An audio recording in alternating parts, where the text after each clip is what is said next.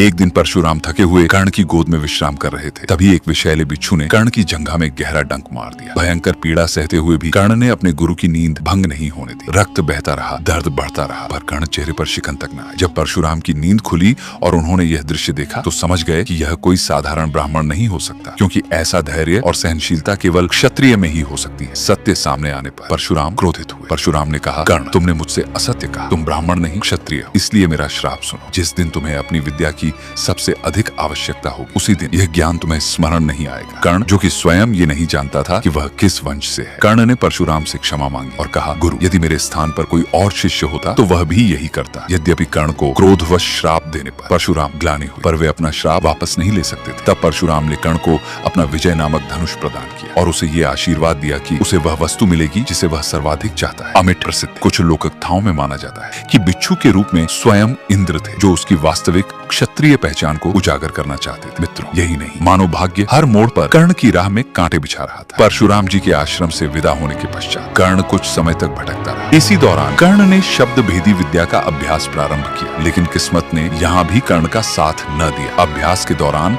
कर्ण ने वन में किसी जंगली पशु को निशाना समझा और शब्द भेदी बाण चला दिया, परंतु वह कोई पशु नहीं बल्कि एक ब्राह्मण की गाय का बछड़ा था। जब ब्राह्मण को यह ज्ञात हुआ तो उसने क्रोधित होकर कर्ण को श्राप दिया, जिस प्रकार तूने मेरे असहाय बछड़े का वध किया है, वैसे ही एक दिन तू भी युद्ध भूमि में असहाय स्थिति में मारा जाएगा, जब तेरा सारा ध्यान अपने शत्रु से हटकर किसी और कार्य में व्यस्त होगा। और फिर तीसरा श्राप मिला स्वयं पृथ्वी माता से। एक बार कर्ण ने अपनी पराक्रम शक्ति से पृथ्वी को भेद कर किसी की सहायता करनी चाहिए। उससे पृथ्वी माता व्यथित हुई और बोली, जब भी तुझे सबसे अधिक सहारा चाहिए होगा, मैं तुझे अपना संबल नहीं दूंगी। तेरे रथ का पहिया मेरे गर्भ में धंस जाएगा। मित्रों, जरा सोचिए, एक वीर योद्धा जिसे होना था महाभारत का सबसे बड़ा विजेता, उसकी राह तीन श्रापों से रोक दी गई। मानव भाग्य स्वयं कर्ण का सबसे बड़ा शत्रु बन चुका था। गाथा देखने के लिए अभी विजिट कीजिए हमारे YouTube channel The Magnetic tales.